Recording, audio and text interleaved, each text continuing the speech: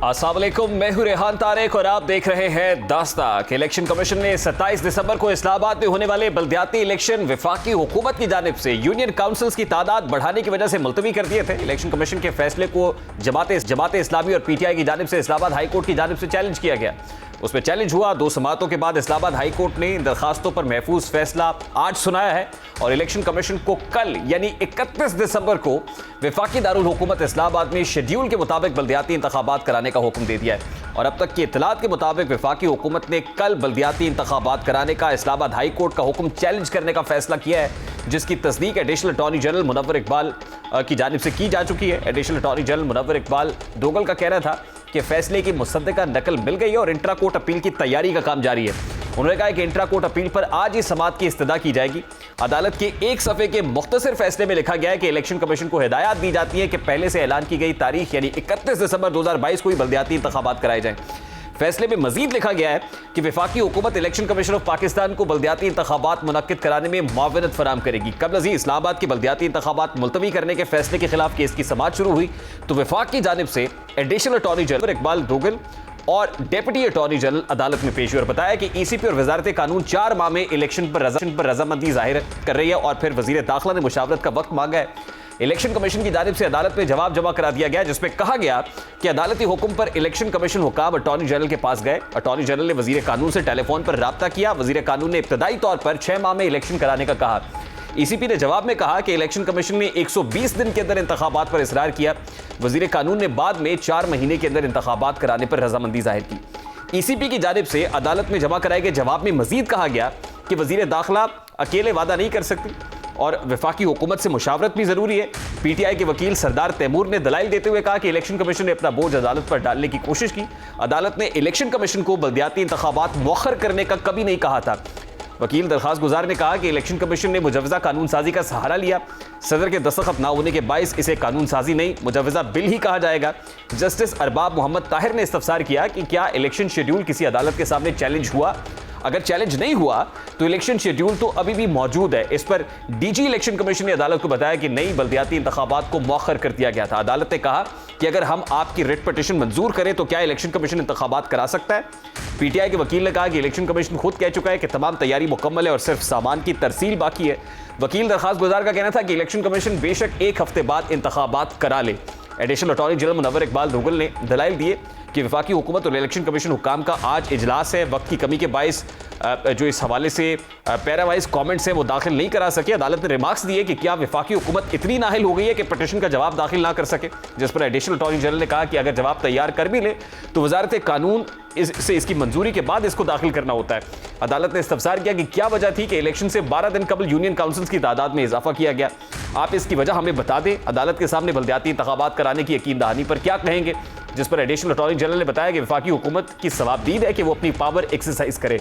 अदालत ने इस्तफसार किया कि यह इख्तियार साल 2022 में कितनी बार इस्तेमाल किया गया। एडिशनल अटॉर्नी जनरल ने अदालत को बताया कि यह इख्तियार इस साल 2 मरतबा इस्तेमाल हुआ, जिस पर अदालत ने पूछा कि जून में पहली मरतबा यह इख्तियार तो 2017 की मरदमशुमारी की बुनियाद पर इस्तेमाल किया गया था। एडिशनल अटॉर्नी जनरल ने कहा कि 2017 के बाद आबादी में इजाफा हुआ, इसीलिए यूनियन काउंसिल्स की तादाद मजीद बढ़ाई गई। अब कानून साजी हो गई है जिसमें मेयर और डेप्यूटी मेयर के इंतखाब का तरीकाकार भी तब्दील हुआ है। पहले मेयर और डेप्यूटी मेयर का इंतखाब इस इलेक्शन के 1-2 माह बाद होता था। एडवोकेट जनरल इस्लामाबाद जहांगीर जदून ने अदालत में दलाइल देते हुए कहा कि दरखास्त गुजार उस वक्त भी रुकन कौमी असम्बली है, लेकिन वो असम्बली नहीं जाते। दरखास्त गुजार को इस वक्त कौमी असम्बली में होना चाहिए। इस्लामाबाद के अवाम की तरफ से मुंतखब 3 मेंबरान कौमी असम्बली नहीं जा रहे।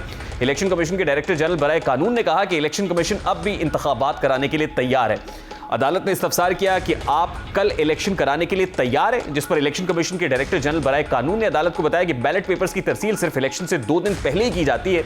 सिक्योरिटी इंतजामात का भी कहना होता है। जस्टिस अरबाब मोहम्मद ताहिर ने रिमार्क्स दिए कि इस्लामाबाद में तो वैसे भी सिक्योरिटी इंतजामात हैं। अदालत ने इस्तफसार किया कि अगर इलेक्शन नहीं होते तो प्रिंटिंग होने वाला सामान जो प्रिंटेड है ऑलरेडी वो जाया हो जाएगा। इसका कौन जिम्मेदार होगा, जिस पर ECP के DG बराए कानून ने बताया कि जिसने नोटिफिकेशन जारी किया। जस्टिस अरबाब मोहम्मद ताहिर ने रिमार्क्स दिए कि हम विफाक के रवैये से बहुत मायूस हुए हैं कि आपने जवाब भी दाखिल नहीं कराया, जिसके बाद अदालत ने फैसला महफूज करते हुए बताया कि 4 बजे फैसला सुनाया जाएगा। जब फैसला सुनाया गया है तो उसमें इलेक्शन कमीशन ऑफ पाकिस्तान को कहा गया है कि आप कल यानी 31 दिसंबर को ही इस्लामाबाद में यानी वफाकी दारुल हुकूमत में बल्दियाती इंतखाबात करा लें। इसका मतलब यह है कि इस्लामाबाद हाई कोर्ट शायद बहुत सेटिस्फाइड नहीं थी इलेक्शन कमीशन ऑफ पाकिस्तान के स्टांस के ऊपर और वफाकी हुकूमत के स्टांस पर, जिसकी वजह से आज इस्लामाबाद हाई कोर्ट ने अपना डिसीजन दे दिया है। अब इस डिसीजन को चेयरमैन तहरीक इंसाफ बहुत सेलिब्रेट कर रहे हैं। वो क्या कहते हैं, जरा उसकी एक झलक आपके सामने रखता है।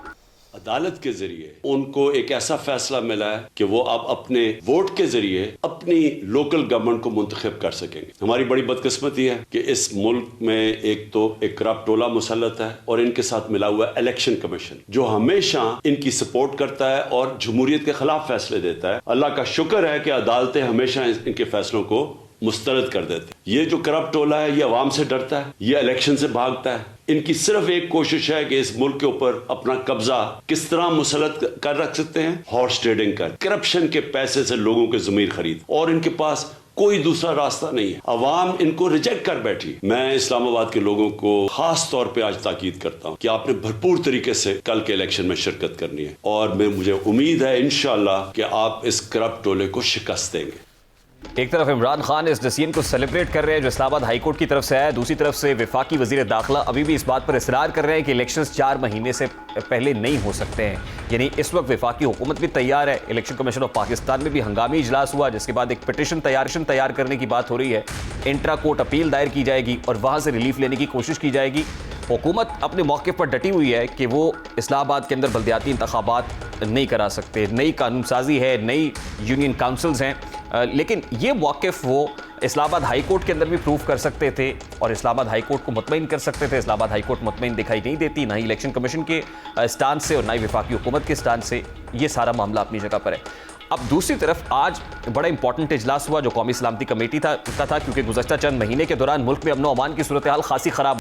कलअदम तहरीक तालिबान पाकिस्तान यानी TTP की तरफ से जो दहशतगर्दाना कार्रवाइयाँ हैं अब वो की गई, और उसको कर्ब करने के लिए, उससे निमटने के लिए आज कौमी सलामती कमेटी के इजलास में अस्करी हुक्काम भी सर जोड़ कर बैठे, जो पॉलिटिकल स्टेक होल्डर्स हैं, हुकूमत भी जो है वो सर जोड़ कर बैठी। और इस हवाले से जाहिर है कि अस्करी जो हुक्काम हैं उनकी तरफ से सिक्योरिटी उमूर पर वफाकी हुकूमत को ऑन बोर्ड लेना बहुत ज़्यादा ज़रूरी था, क्योंकि ज़राए ये बता रहे हैं कि अब TTP से आहनी हाथों से निमटने का फैसला किया जा चुका है और ग्रैंड ऑपरेशन लॉन्च करने की तैयारी भी हो रही है। एक तरफ मुल्क में एक पॉलिटिकल अनसर्टेनिटी है, इलेक्शंस कराने की बात कर रही है एक जमात, और दूसरी तरफ मुल्क में सिक्योरिटी चैलेंजेस का भी सामना है। At this point in time बड़ी इंपॉर्टेंट बात यह है कि क्या सड़कों पर निकल के इलेक्शंस की बात करना, आज तहरीक इंसाफ ने महंगाई मार्च की तैयारी शुरू कर रखी है, यानी सड़कों पर मौजूद रहने का प्लान 2023 में भी होगा।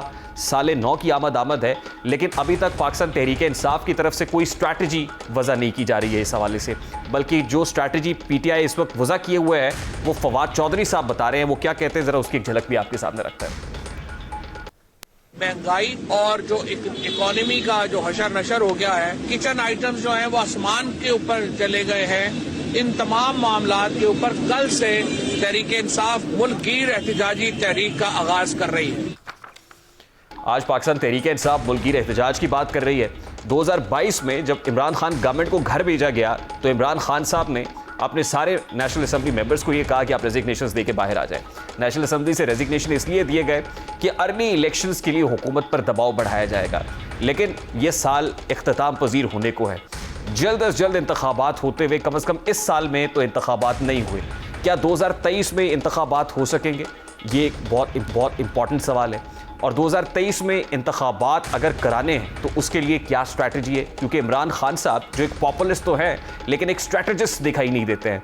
इमरान खान साहब की जो पहली स्ट्रैटेजी थी वो असम्बलियों से इस्तीफे देने की स्ट्रैटेजी थी, जो फ्लॉप हो गई। दूसरी स्ट्रैटेजी ये थी कि उन्होंने एक मार्च किया और वो मार्च भी खासी हद तक फ्लॉप हुआ। उन्होंने एक बयानिया बनाया साइफर से मुताल्लिक, और वो बयानिया कैसे कोलैप्स किया, ज़रा वन बाय वन आपको दिखाते हैं कि 2022 के अंदर इमरान खान साहब की जो स्ट्रैटेजीज़ हैं वो कैसे नोज डाइव किए या कैसे फ्लॉप हुई हैं। ज़रा वो पहला बयानिया आपके सामने रखते हैं कि वो क्या जो है वो बनाने की कोशिश की गई। किया अब ये कि हमने अब इस निजाम का हिस्सा नहीं रहना। मैं अपनी सारी चीफ मिनिस्टर्स, अपनी पार्लियामेंट्री पार्टी से अब मिलूंगा और हमने फैसला किया है कि हम सारी असेंबलियों से निकलने लगे हैं। हमने फैसला कर लिया है कि हमने ये असेंबलियों से केपी और अपनी पंजाब की असेंबलियों से इनको डिसॉल्व करना है। अगले जुमे को हम दोनों पख्तूनख्वा की असेंबली डिसॉल्व कर देंगे और पंजाब की असेंबली डिसॉल्व कर देंगे। हमारी जो 123 सीटें हैं इस वक्त नेशनल असेंबली में, हम वहां जाके नेशनल असेंबली में जाके स्पीकर के सामने हम खड़े होकर कहेंगे कि हमारे रेजिग्नेशन एक्सेप्ट करो। इमरान खान साहब साइफर का स्टेटमेंट लेके आए, साइफर का नैरेटिव बिल्ड अप करने की कोशिश की, उसके बाद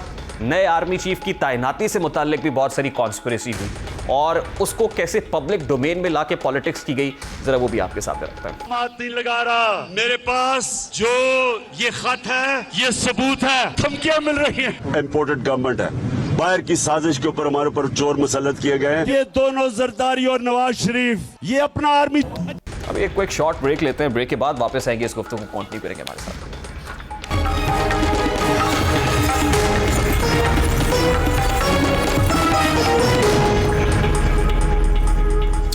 वेलकम बैक। इस वक्त सीनियर एंकर पर्सन तजियाकार सना बुच्चा साहब हमारे साथ मौजूद है। अस्सलाम वालेकुम सना बुच्चा साहब, बहुत बहुत शुक्रिया आपके वक्त के लिए।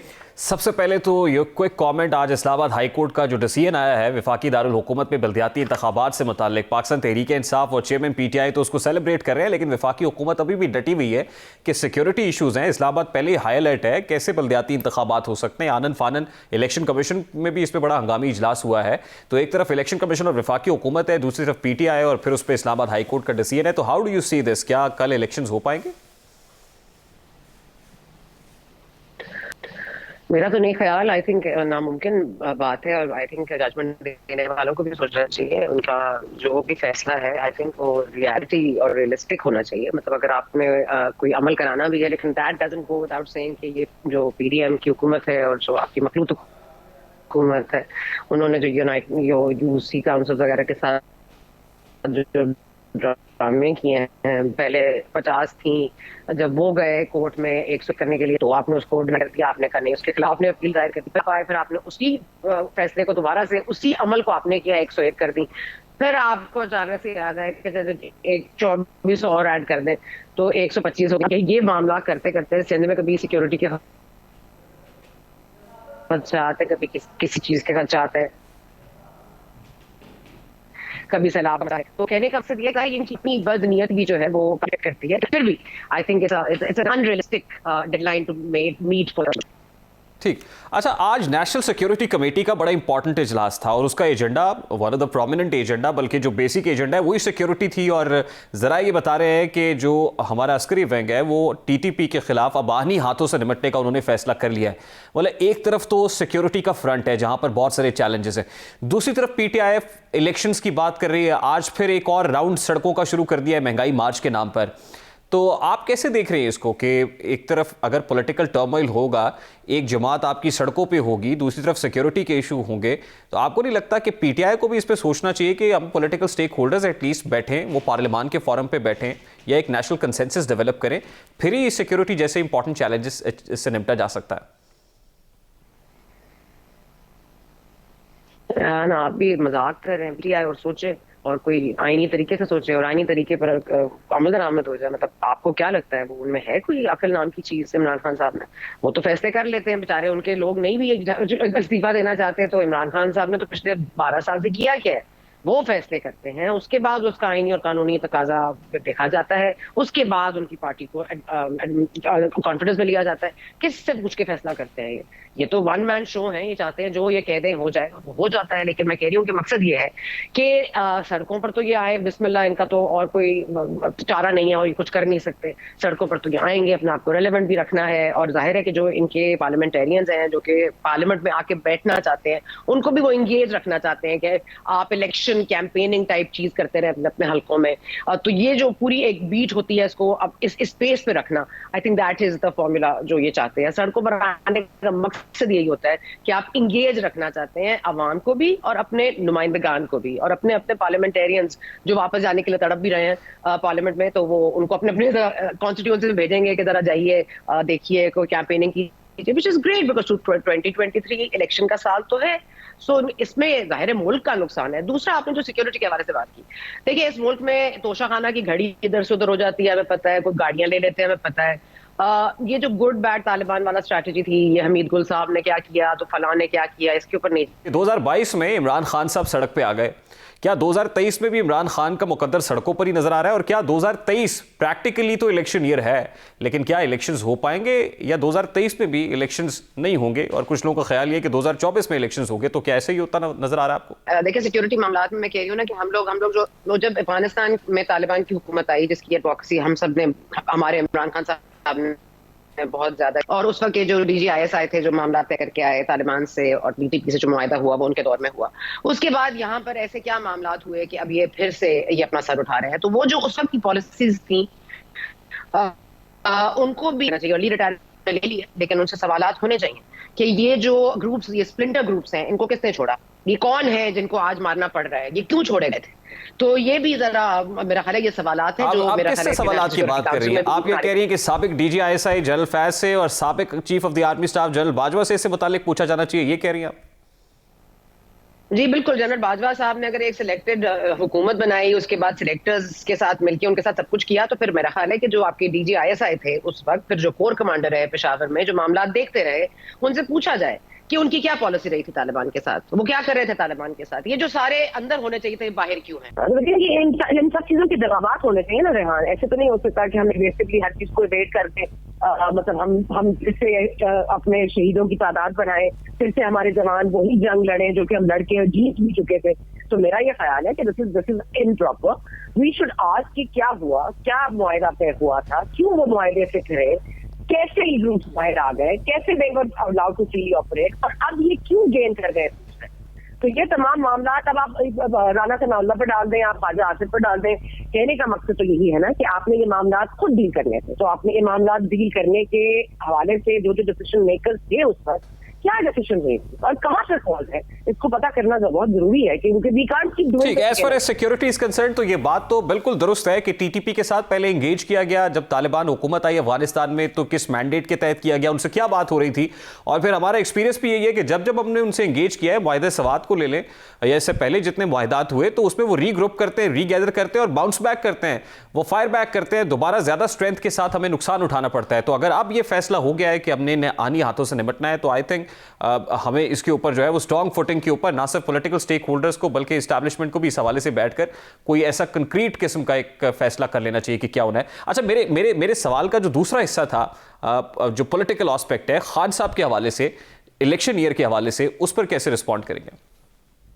देखिए, 2023 में इंतखाबात तो होने चाहिए, मैं तो जाहिर है इसी के हक में हूँ, लेकिन आप देखते हैं आप ये रद्द तो नहीं कर सकते कि टेक्नोक्रेट हुकूमत की बात हो रही है, जो 6 माह से लेकर 2 साल तक की भी बात हो रही है। कल असद कैसर साहब ने एक इंटरव्यू में एक चैनल पे कहा कि उनको ये पेशकश की गई थी कि PDM के जानिब से कि वो इस तरह का पूरी प्लान बनाने को इंटेंट सेटअप के हवाले से।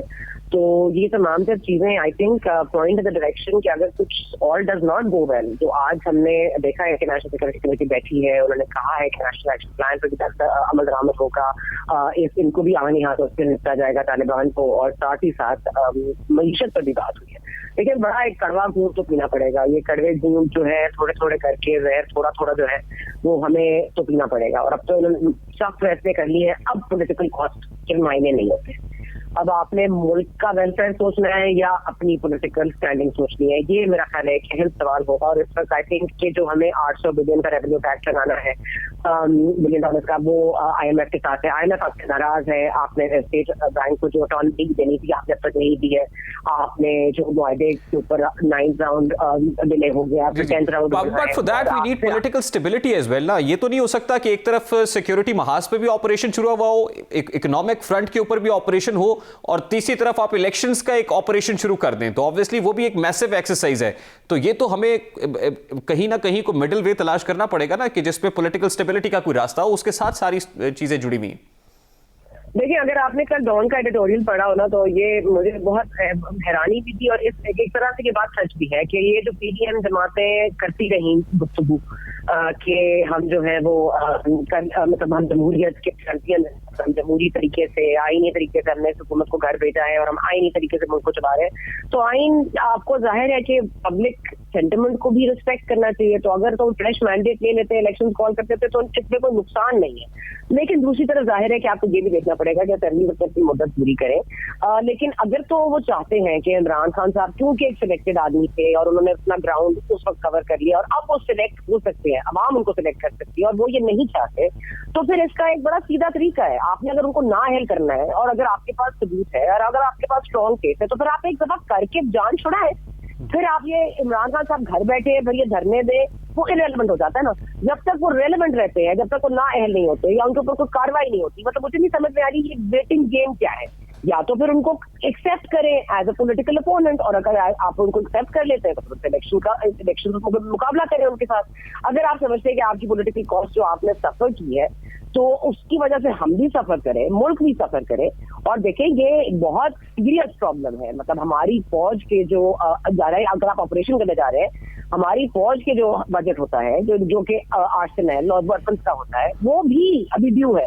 हमारे पास वो पैसे देने के लिए नहीं है इस वक्त मुल्क में। डिफेंस बजट अगर आपने देखना है तो आपने उसको पूरा देना है, चले अगर आपने बढ़ाना भी नहीं है, लेकिन अगर आपने पूरा भी देना तो आपके पास पैसे नहीं है। आपके प्राइवेट बैंक में डॉलर है, स्टेट बैंक में डॉलर नहीं है।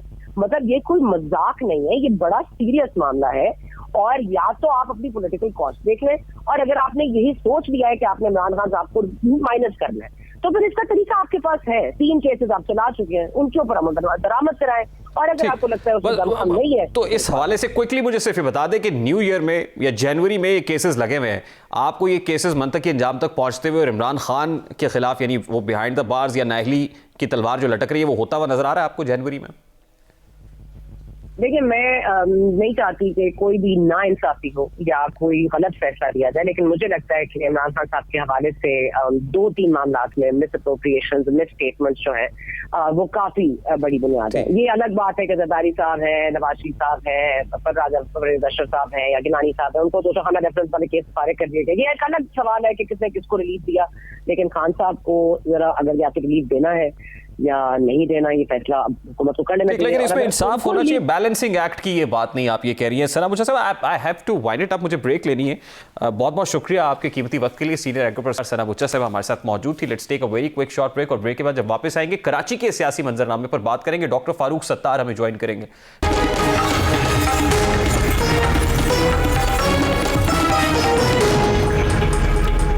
Welcome back. इस वक्त सीनियर रहनुमा एमकेएम बहाली कमेटी डॉक्टर फारूक सत्तार हमारे साथ मौजूद हैं। अस्सलाम वालेकुम डॉक्टर साहब, बहुत बहुत शुक्रिया आपके वक्त के लिए। डॉक्टर साहब, आजकल एमकेएम के धड़ों को मुत्तहिद करने की बात हो रही है, ये नज़रिया आपका भी था।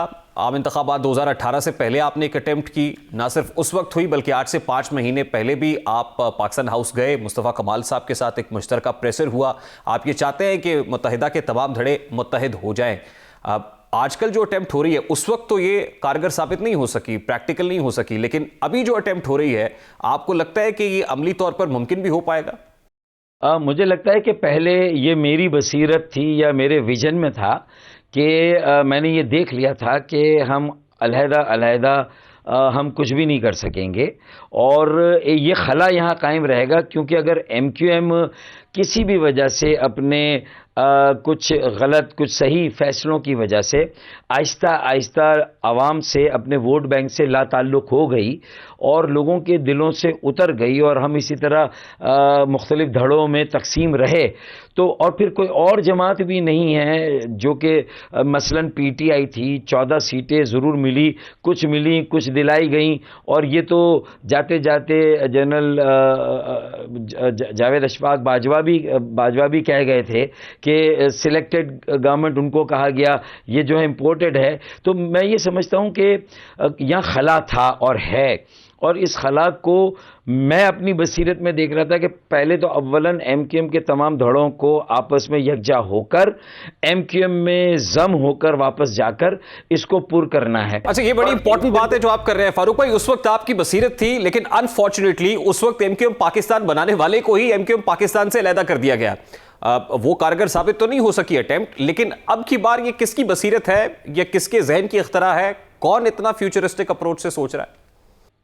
देखें, एमक्यूएम के जो सबसे आला क़यादत या बानी एमक्यूएम जिन्हें मैं आज भी अल्ताफ़ भाई कहता हूँ, उनसे जब हम अलग हुए और होना पड़ा तो ज़ाहिर बहुत मुश्किल फ़ैसला था, और ऐसा फ़ैसला था कि हम लंदन और हम आमने सामने आ गए थे। लेकिन जो मुल्क के ख़िलाफ़ नारा लग गया था, तो लंदन से भी एमक्यूएम के बानी ने कहा कि जो फ़ारूक सत्तार की हिकमत अमली और जो फ़ैसला किया है, मैं तमाम कारकुनों से कहता हूँ कि 24 दिसंबर को सुबह नोटिफिकेशन आया कि जाके डॉक्टर फ़ारूक सत्तार को ज्वाइन करें और उनके हाथ मजबूत करें।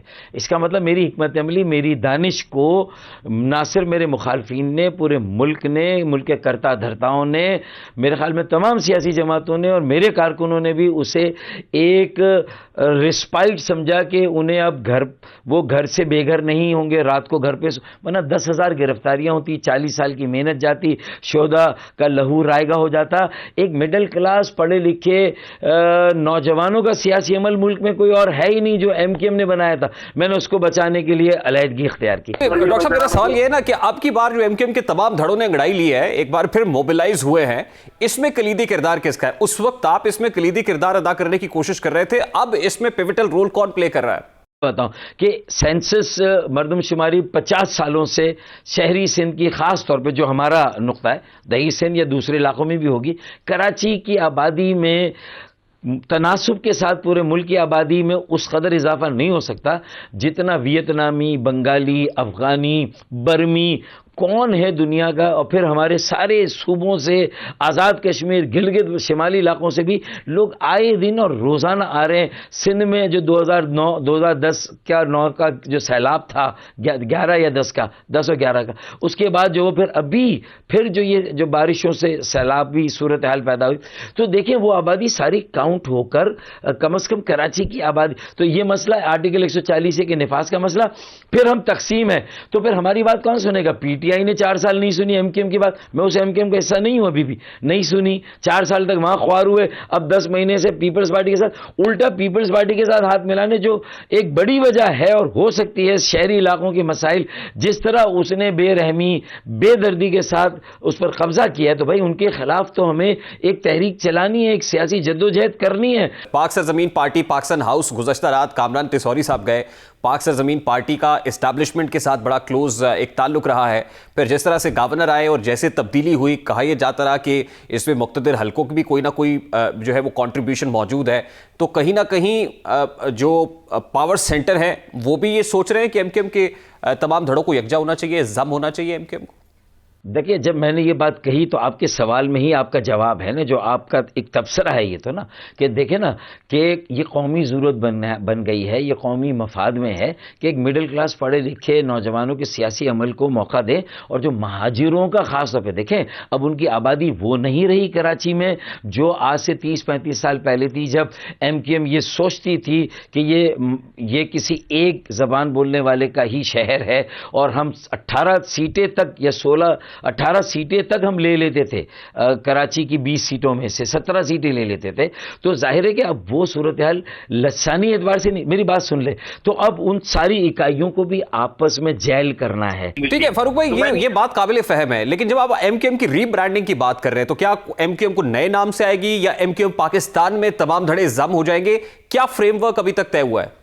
देखिए तमाम धड़े जम होंगे और ये बहुत वाज़ेह मैसेज होगा कि ये पढ़े लिखे नौजवानों का सियासी अमल है, ये कसीरुल जहती, कसीरुल लसानी, कसीरुल मज़ाहिब, कसीरुल सकाफती और कसीरुल इलाकाई, ये सब की एमक्यूएम में, ये 23 करोड़ पाकिस्तान के या 24 करोड़ जो तमाम धड़े एमक्यूएम पाकिस्तान में जम हो जाएंगे, ये कह रहे हैं आप? या ऐसे डॉक्टर खालिद मकबूल सिद्दीकी ऐसे खालिद मकबूल सिद्दीकी होंगे, और बाकी हमारी कामों की तकसीम कोई इतना बड़ा इशू नहीं है, वो पहले भी हो सकता है इसके ऐलान से, वो बाद में भी हो सकता है, कौन कब जाएगा ये कुछ मॉडस ऑफ ऑपरेंडी है, वो तय हो जाएगी। ये बड़ी इंपॉर्टेंट बात है कि मुस्तफा कमाल साहब को, डॉक्टर फारूक सत्तार को, बाकी लोगों को ये काबिल कबूल होगा कि खालिद मकबूल सिद्दीकी एमक्यूएम के कन्वीनर होंगे, क्योंकि इससे पहले हमने देखा है कि यही बोन ऑफ कंटेंशन रही है कन्वीनरशिप एमक्यूएम की। देखिए, ये बात आप मुस्तफा कमाल भाई से जरूर पूछे कि वो कैसे आमादा और राजी हुए, लेकिन मैं तो 2.5 साल से कह रहा हूँ खालिद भाई, मुझे कन्वीनरशिप नहीं चाहिए, मुझे सरबराही नहीं चाहिए, मुझे एमक्यूएम को बचाना है। जैसे 23 अगस्त को मैं अगर लंदन के खिलाफ भी खड़ा हुआ तो एमक्यूएम बचाने के लिए 40 साल की मेहनत, कुर्बानियाँ, शोधा की, लापता मेरे साथियों, उनकी फैमिलीज़ की, जो बेगुनाह असीर है, मैं तो आम कारकुनों की, और जो एक बेबसी इस वक्त है, अगर इसमें हमें कहीं भी जाते हैं, शादी की तकारीब हो, किसी जगह भी सोशल कोई गेट टुगेदर हो, किसी कॉन्फ्रेंस में, सेमिनार में, आवाम में, कहीं भी मार्केटों में कहीं हम निकल जाते हैं, आप सब एक कब हो रहे हैं। अच्छा डॉक्टर साहब, ये फरमाइएगा कि आफाक अहमद साहब का मुस्तकबिल क्या होगा और एमक्यूएम हकीकी से मुताल्लिक क्या तय हुआ है? क्या वो भी एमक्यूएम पाकिस्तान में जम होंगे? देखिए, उनकी कंसिस्टेंसी और इस्तकामत, जो एक एजेंडे पर खड़े होकर वो काम कर रहे थे, उनका भी मैं किरदार समझता हूं कि कहीं ना कहीं है और होना चाहिए। अब तक उनसे कामरान टिसोरी भाई ने रुजू नहीं किया। आपने कहा था ना किसका कलीदी रोल है, तो देखें कामरान टिसोरी जो गवर्नर हैं, और उनकी वजह से जब उनकी खूबियों को देख के मैंने उनको प्रमोट किया पार्टी में, सेनेट के लिए उनको मैंने रिकमेंड किया, तो मेरे अपने साथी मेरे खिलाफ हो गए थे कि भाई MQM is not for sale, और कहा था कि पता नहीं क्या सुरखाब के पारे। तो फिर मुझे पूछ लेने दीजिए ना कि कामरान टिसोरी साहब में वो सुरखाब का पर क्या है, या वो सुरखाब का पर किसने लगाया है उनको? देखें, वो सुरखाब का पर ऐसा नहीं है कि कोई उनमें लगाए तो लगेगा। किसी भी इंसान में खुद अगर सलाहियत है, कायल करने की उसमें सलाहियत है, दूसरों को अपने नुक्ते नज़र से करीब लाने की सलाहियत है, पॉलिटिकली उसकी मालूमात है, उसका एक तजुर्बा रहा। मोहतरमा बेनज़ीर भुट्टो शहीद आसिफ अली जरदारी साहब के साथ भी दुबई में उन्होंने बड़ा वक्त गुजारा। फिर परवेज़ मुशर्रफ साहब के ज़माने में वो उस वक्त के जो सियासी अकाबरीन थे या जो अस्करी अकाबरीन थे, उनके साथ कहीं ना कहीं उनका वक्त गुजरा। इसी तरह गुलाम अरबाब रहीम के ज़माने में वो पसे मंज़र से एक अच्छा रोल प्ले करते रहे। डॉक्टर साहब, लास्ट में ये फरमाएगा कि रीब्रांडिंग, रीवैम्पिंग एमक्यूएम के तमाम धड़ों को जम करने का अमल किस हद तक मुकम्मल हो गया है, कितना अभी प्रोसेस ये बाकी है, और कब तक जो है इसको कंप्लीट कर लिया जाएगा? ये चंद दिनों की बात है, हफ्तों की बात है, महीने लगेंगे? नहीं, मेरे ख्याल में 1-2 हफ्ते के अंदर अंदर हो जाना चाहिए, ये मेरा ये ख्याल है ना। और अगर अब मुझे लगता है कि 2022 में ही होगा। अब तो 22 बिल्कुल ख़त्म ही हो रहा है। बस क्विकली सर इख्तिताम में ये बता दीजिएगा कि बानी एमक्यूएम के मुस्तकबिल के बारे में भी कोई सोच विचार हो रही? देखिए, मेरी बसात जहाँ तक है ना, मेरी लिमिट है कि मैं 2022 में उनसे अलग हो गया, तो जाहिर है कि अभी हम अलग हैं, और जब अलग हैं तो मेरे पास चॉइस क्या है? पीएसपी है, एमक्यूएम पाकिस्तान और आफाक अहमद हकीकी। तो अव्वल तो मेरी कोशिश है कि पहले इन चारों को तो मैं जोड़ लूँ, फिर देख लूँ कि हम कहाँ खड़े हैं, पानी में किस जगह है। फिर हमारी कौमी ज़रूरत जो कल नज़र नहीं आ रही थी कि कौमी ज़रूरत में ये सब एक हों, अब कौमी ज़रूरत है कि सब एक हों। मुल्क को कमज़ोर और गैर मुस्तहकम होना अगर हमारी कमज़ोरी से होगा, हमारे अदम इस्तेकाम से होगा, तो हमारा बड़ा कराची में अगर आपस में इंतशार तकसीम में आपस में लड़ाइयाँ हो गई, तशद्दुद आ गया, तो फिर आप बताइए कि कराची को दोबारा कैसे आप अमन की तरफ वापस लाएंगे? तशद्दुद से लोगों को जीने का हक दिलाने के लिए मैं समझता हूँ कि ये हमें करना पड़ेगा। I have to wind it up doctor साहब, मुझे प्रोग्राम का वक्त क्योंकि अपने इख्तिताम को पहुँच रहा है। डॉक्टर फारूक सत्तार एमक्यूएम बहाली कमेटी के मरकज़ी रहनुमा हमारे साथ मौजूद थे। इस नज़रिए के हामी है कि एमक्यूएम के तमाम धड़ों को यकजा होना चाहिए। अब इसको 1 हफ्ता लगता है, 2 हफ्ते, 3 हफ्ते या चंद महीने का काम है। लगे रहा है कि अगर इसी तरह से चलेगा तो चंद हफ्तों में ये पाया तकमील को ही पहुंच जाएगा। प्रोग्राम का वक्त अपने इख्तिताम को पहुंचा। आपसे मुलाकात होगी इंशाल्लाह अगले हफ्ते। अपना रखिए ख्याल। अल्लाह हाफ़िज़।